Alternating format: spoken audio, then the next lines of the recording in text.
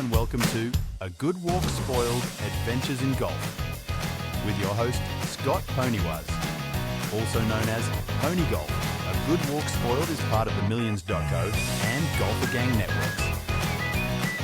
Thank you for tuning in. Let's swing into this week's episode.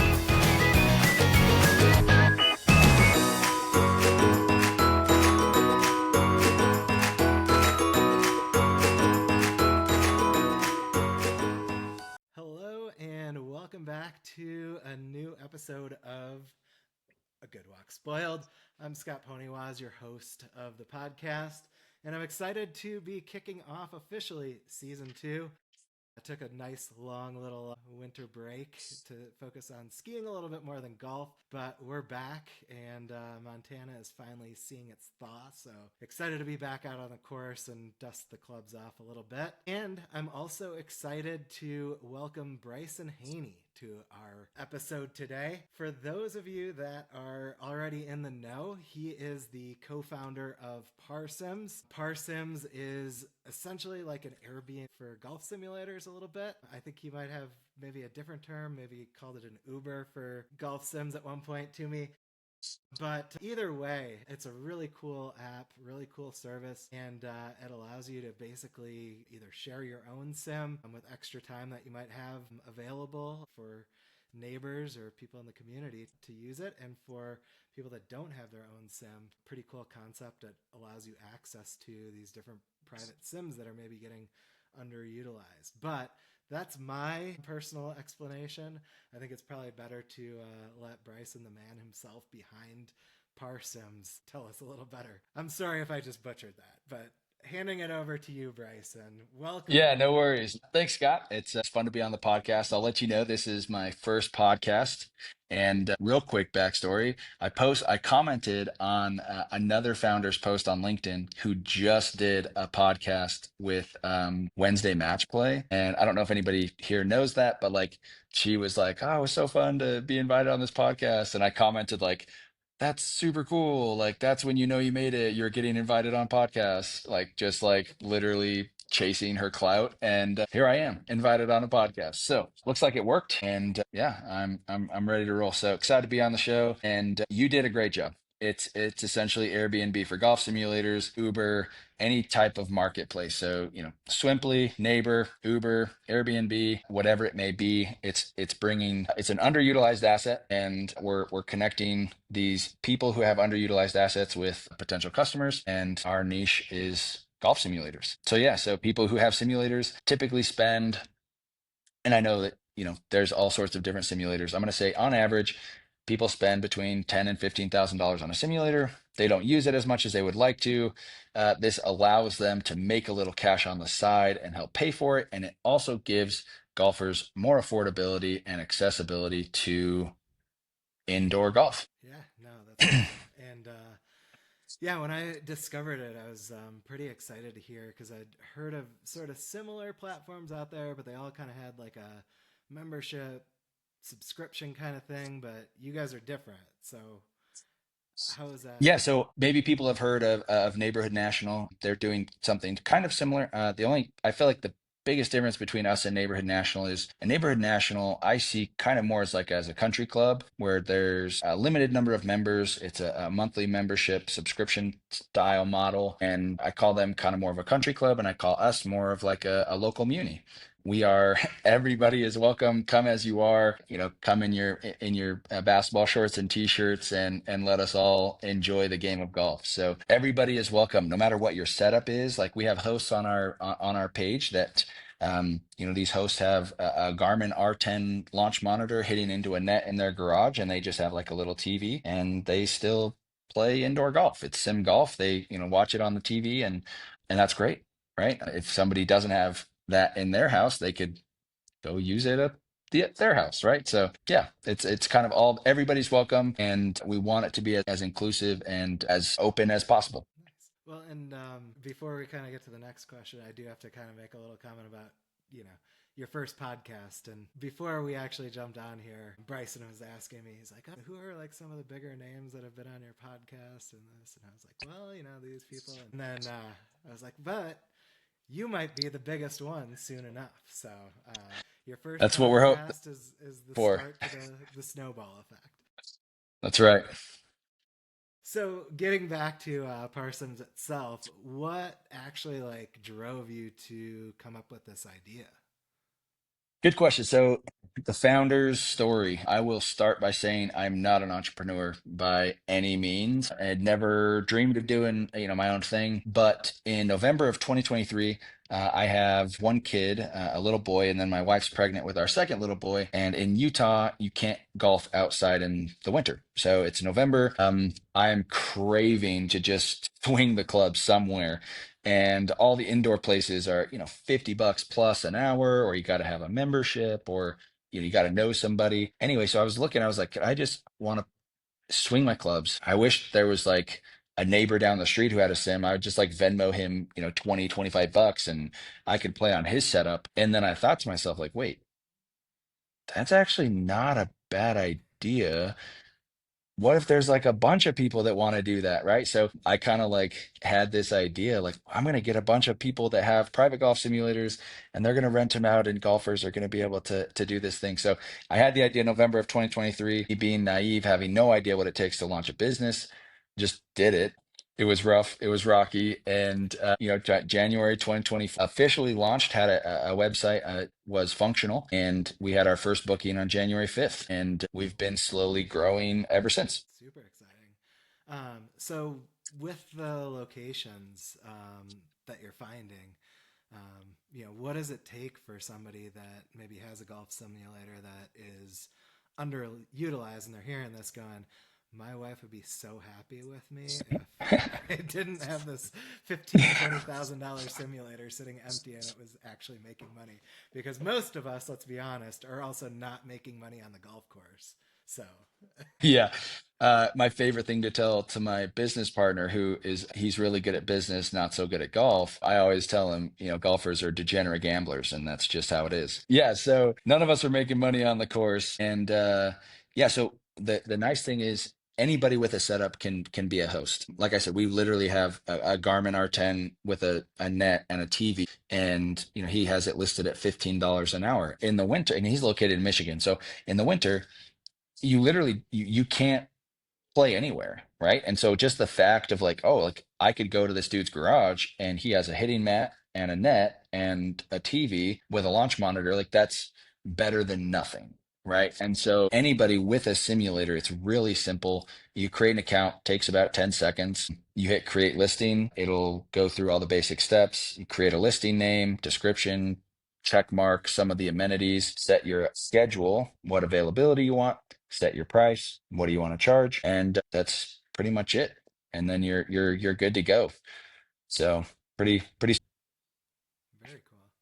No, it sounds super simple to get going. And so, if you are like a owner and you're maybe worried about who's coming through the door, like how does the sort of system manage who's using what? Yeah, so that's a good question actually. So we have it's gonna you have to accept or reject booking requests. So it's very similar to Airbnb. You request to stay at somebody's house, they have to say yes or no. It's the same thing with our platform. So somebody requests a book, you get to view their profile. They will be rated by other hosts. We have a two-way rating system. So golfers rate hosts, hosts rate golfers. Obviously, as we're starting and new, nobody has a ton of ratings, but like as we grow, that's going to be a good thing. And then so you have to accept or reject. And then we also have a guest verification process. So if people are super concerned, we can run them through a quick guest verification. It's not a full background check, but it just does a quick guest verify, and we can tell you yes or no. You can feel comfortable letting that person use your setup. Super cool. And I'm gonna just take a pause right here for a little sort of advertising section here to pay for the bills for this podcast. So I appreciate you all listening through. And in there too, I'm also going to drop a little sample of sort of what the platform looks like before the ads kick off. So you'll be able to see what ParSims actually looks like. So we'll take a quick pause here and be back in just a second.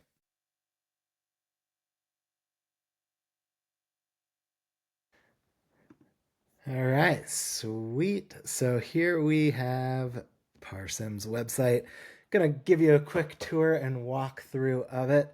Super straightforward, but super awesome. I'm going to say super awesome one more time. But Bryson's built ParSims to basically allow people access into other people's home simulators. So for you as a golfer, saves you that big investment, and it's also oftentimes I'm finding a little more affordable than some of the big box stores that are covering rent and all these other things. Because as a home sim owner, you buy it for yourself, and maybe you have some extra time that's available that it can be used. Or maybe you're a home simulator owner that is looking to upgrade your existing simulator and trying to make a little bit of money to make those improvements and upgrade the technology a little bit.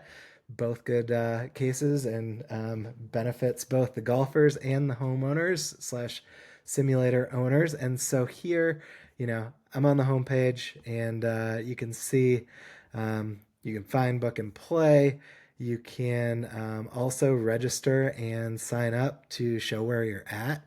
And this way helps Bryson and his team figure out where they can maybe invest in finding simulator owners, or even maybe investing in a simulator owner to build out a space to support ParSims users and golfers. Or if you've already got it, pretty quick and easy to turn your home simulator into a side hustle, all the benefits, the 1, 2, 3 of creating a listing, accepting bookings, and then making the money. And of course, I think we talked about this. They've got liability insurance for the owners, so you don't have to worry about that yourself, which is awesome. So if you're ready to list your simulator, super quick and easy. You basically create your listing here, and can go through location, pricing, availability. But let's not spend too much time over there.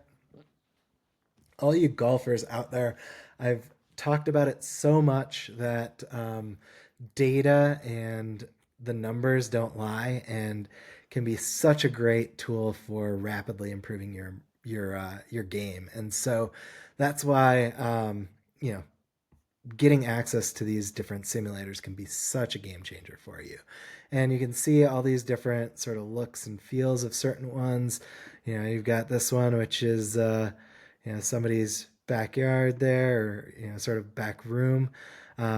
So you can see the little setup, and it's got its own little bathroom and kitchenette style thing. And you can see all the different details. So it's built in a shed. Up to 6 people can use it using GS Pro software. You can see all the different information too about different golf courses, different rules, all that kind of important stuff. And especially in summer, if there's air conditioning, or winter, if there's heating, those are clutch, especially in a place like, I think this one was Colorado, if I saw it correctly. So yeah, Fort Lewis, Colorado. So then we can, go back to some of these other listings. There's different ways of applying for different pricing filters. This one is pretty cool. I saw this one before, 150 an hour, but the sim comes to you, which is pretty sweet. So you can pick the time, pick the date. So like, let's say you're having a party or something. You want to have a enclosable bay there, birthday party, or any other kind of event at your house. Pretty sweet opportunity.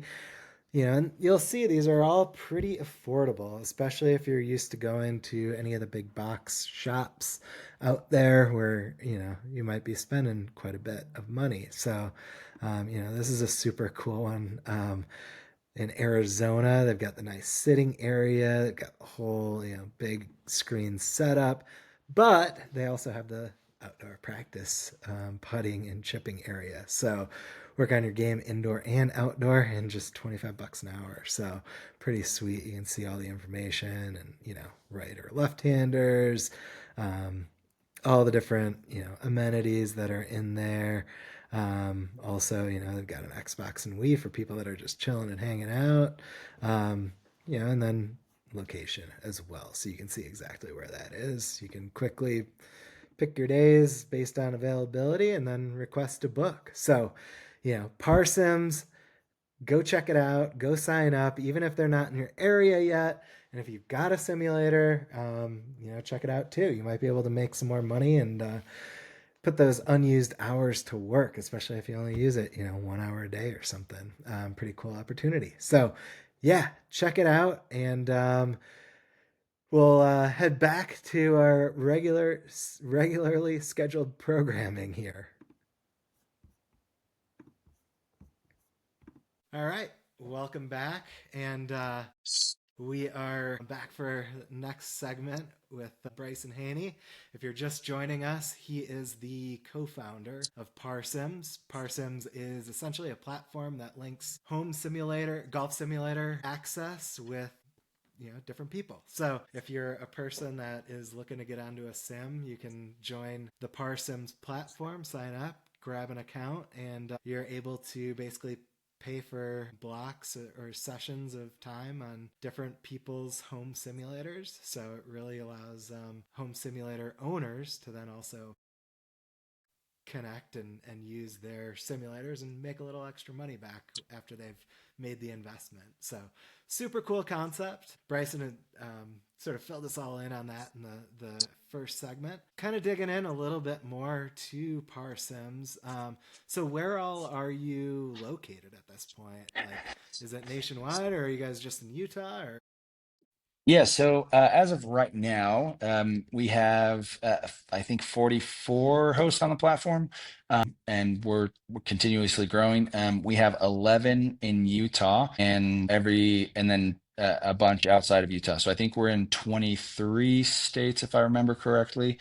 And we're kind of scattered across the country. So if anybody is curious, absolutely go check out parsims.com, click find a simulator, and we have a map that shows all of the locations across the country. So I kind of shared a little bit with how you've been working on some of the growth, but how are you kind of targeting different areas, or is it more organic and like seeing where it starts to bubble up and where the interest is, or yeah, so because we're in Utah, that's why there's 11 hosts in Utah. It's just a little bit easier to be in the same area and be able to target people with simulators. I would say our biggest issue right now is finding the supply. And also, I mean, finding the demand as well. Not enough people know that we exist. So even where we do have supply, we're still struggling a little bit to fill that supply up with demand. So, but we are, as people are creating accounts, there is like a spot where you put in what state you're from. And so, as people create accounts, even if there's no simulators currently there, let's say, for example, like, I don't know, Oklahoma, just off the top of my head, doesn't have any hosts there, right? But if all of a sudden we have, 50 people sign up that say they're from Oklahoma, like we're going to start digging in and trying to find some hosts. Same thing with Montana. We don't have any hosts currently in Montana. So, as soon as if we have a host, or if a bunch of people start signing up in Montana, uh, we're gonna go find some hosts. So we've been utilizing social media. We've been utilizing, if somebody posts like, check out my six simulator, it's like, oh yeah, that's amazing, also did you know about this? So yeah, it's been a grind for sure. I wish there was a way to like have a massive list of every single person that has a simulator and we could just email them, but we're not quite there. And it's just a, daily outreach, cold message, and see what happens. So, yeah. Well, it's funny you say that because I'm in some of the golf simulator groups on like Facebook and stuff, and I follow a lot of those people that are like doing their own, and obviously it's like my dream to build a full on like $40,000-$50,000 oh, TrackMan absolutely. in the Yeah. barn out back, but not quite happening yet. Not But yet. I do actually have an R10, so you've got me thinking a little bit. Hey, there It's we more of go. like the summer in the barn, and it's I don't know how many people would take me up on it because it's definitely a more personal practice zone for me at the house, but Yeah. we shall see. But I also living in Bozeman and Big Sky, where so many people have like second homes and stuff. I've heard from the TrackMan reps here that they are quite busy in town. So I'm also kind of like, when I heard Nice. about ParSims, I was like, where are all these people building these? Because I would love to be able to just sneak in for an hour or two when they're not doing anything. Absolutely. That's a Absolutely. great idea.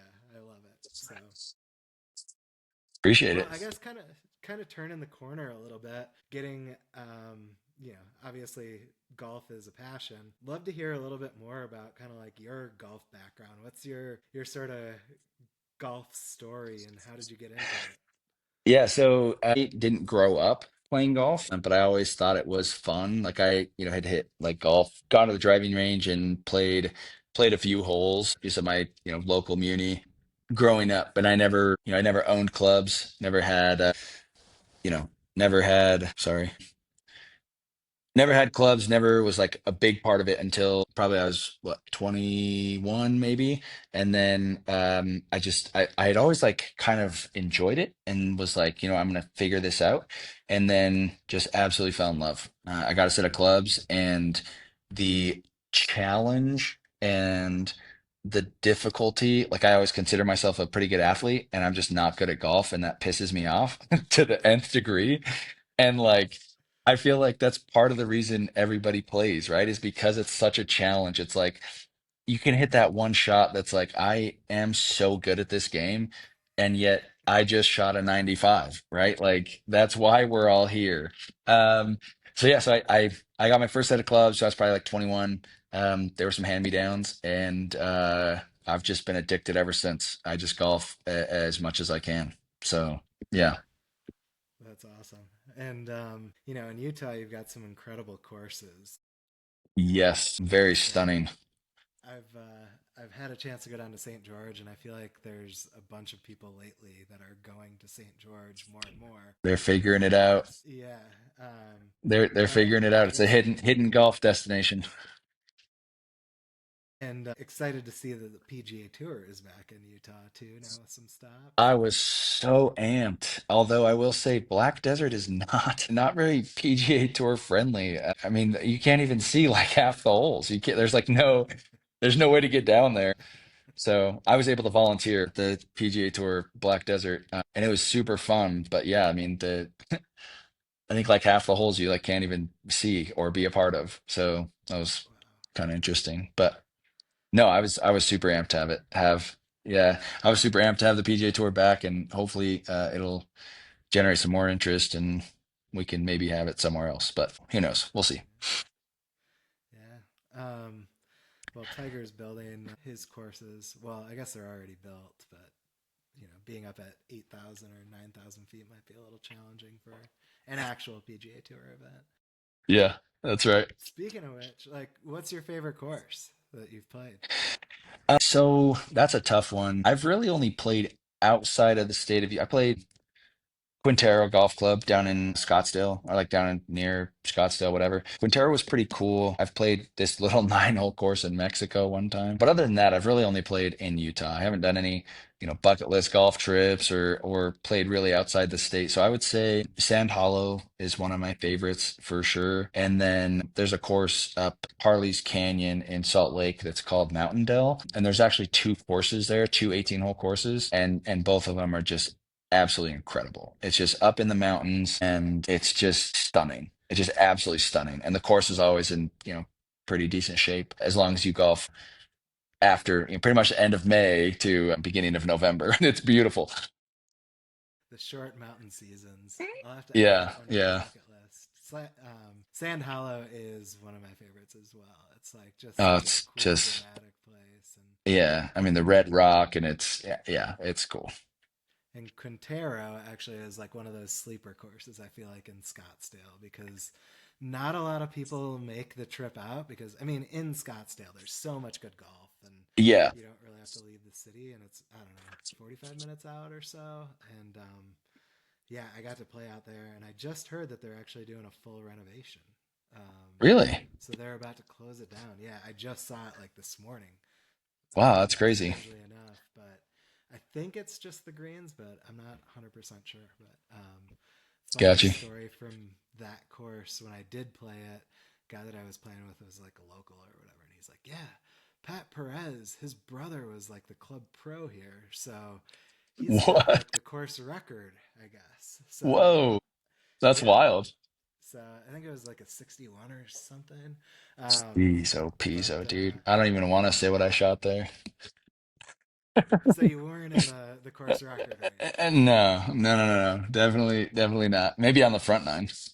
So I guess like with your golf career, what's been one of your favorite moments? Like either playing or watching. Like is there something in your golf career that's stood out? Yeah, actually, just recently watching Rory win the Masters, getting the Grand Slam, dude. That's just like, and even if you hate Rory, even if, you think he's, a little baby, whatever, like the fact that he accomplished a Grand Slam and only, five other golfers have done it, like to witness that history and then also just to like see the display of emotion, right? Like the overwhelming it's every year, right? Like, I mean, it's been so long. Everybody's been waiting. When is Rory going to win the Masters? When is Rory going to win the Masters? I mean, it's literally the headline at the start of every single season, right? Like, I don't know. The to be able to watch it and some of the shots that he hit, like, on that one par five, I think it's number 15, and maybe it's not 15. Anyway, there's that one par five where he hit back-to-back days, just like absolutely insane shots. Just like,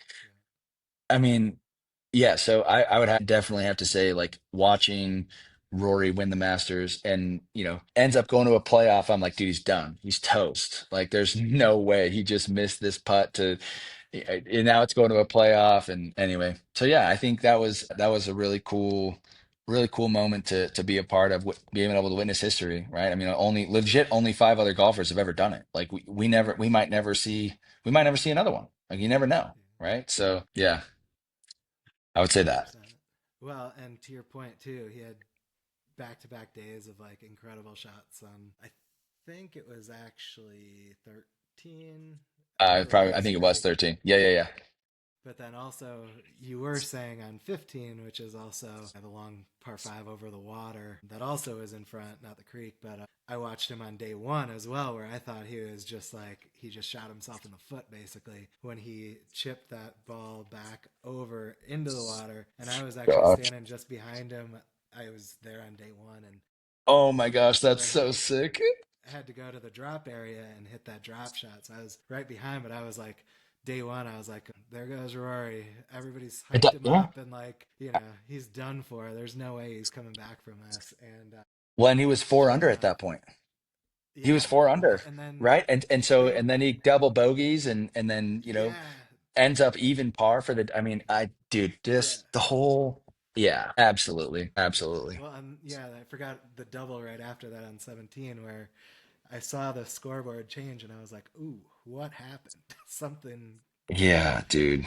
So, but yeah, that was pretty incredible and huge comeback for him to, sort of recover. But that's the game of golf for you.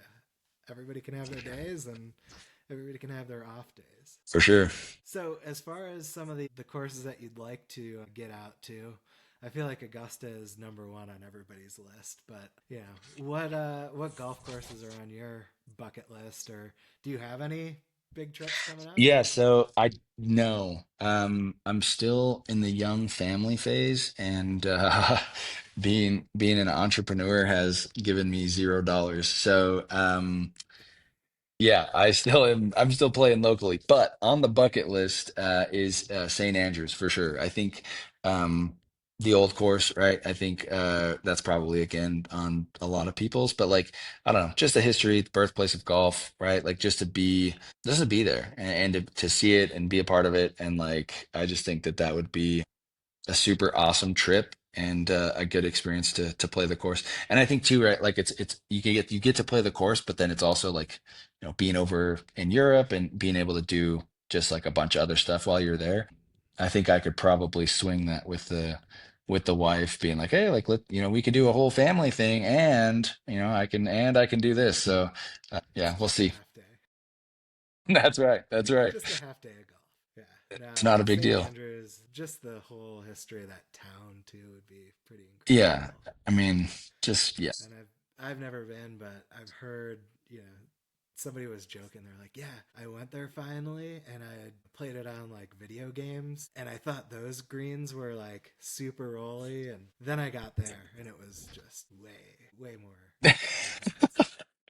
Yeah, it would be crazy. The difficulty as well. I mean, I'm sure I would shoot absolutely horrible, but it's playing St. Andrews, so you can't complain. Well, a couple quick little questions before we kind of wrap up. But if you were to pick a dream foursome, this is a question I try to ask every guest. Who is on that list? It can be golfers, it can be celebrities, it could be family members, it could be, I don't know.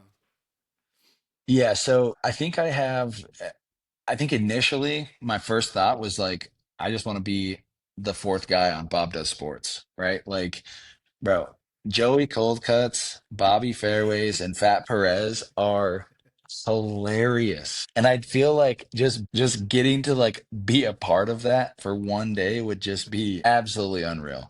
So I think that's probably like up there. But like as far as like celebrities go, I think golfing with Shaq would be wild. Even with a Jumbo Max grip, can you imagine a golf club in that dude's hands? Just like would look so silly. So I would say like Shaq, Tiger Woods, and I don't know, Fat Perez. I'll just throw Fat Perez back in there. So I got to Shaq and Tiger, but yeah, that would be wild.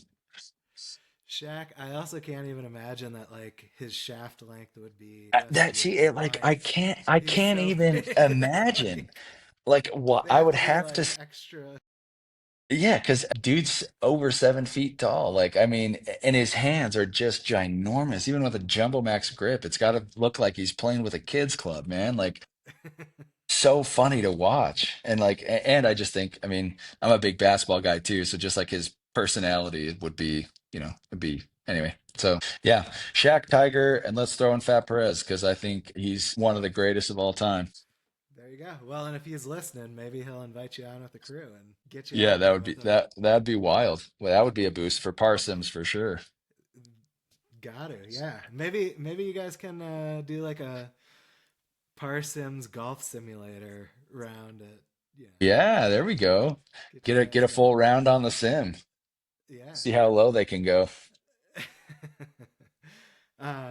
Cool. And then I guess one last question, like as we're heading into like the heart of the 2025 golf season, what are your big goals for this year? Oh, that's a good question. Goals for 2025.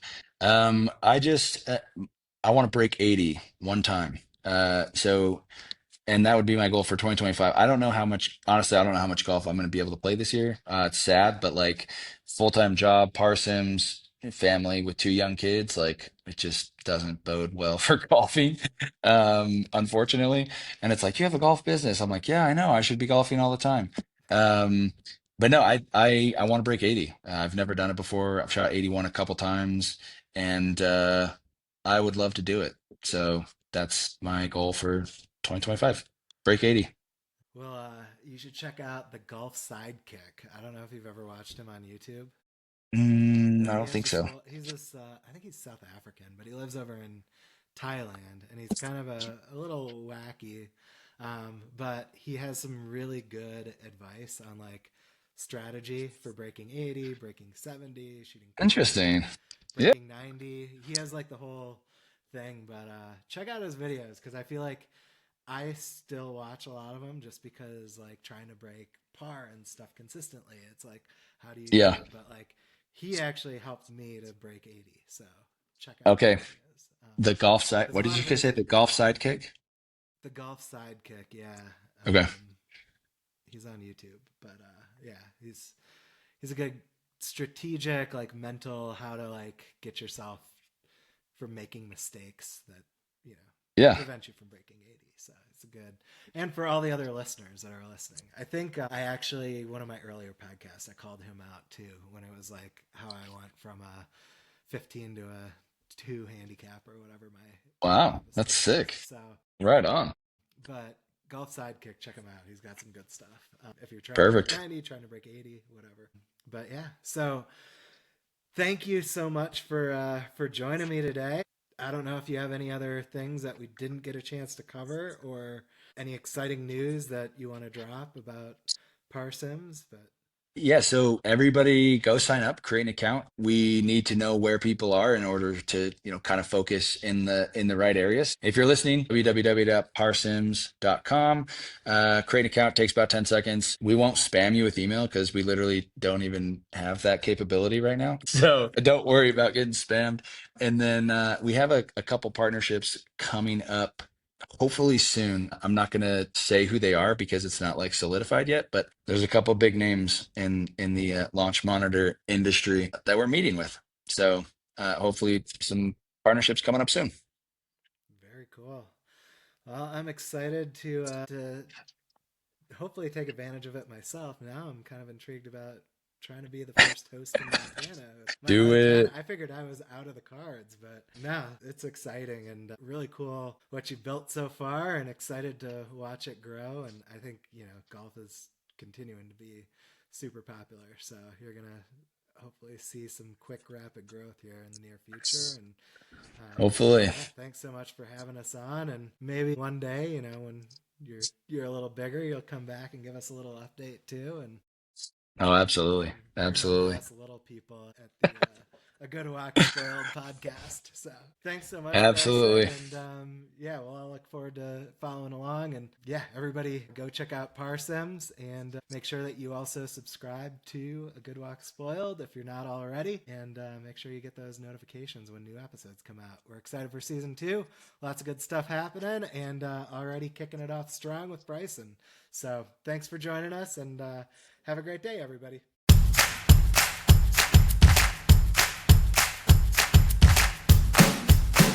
That concludes today's episode of A Good Walk Spoiled, Adventures in Golf, hosted by Scott Poniewaz. That's myself.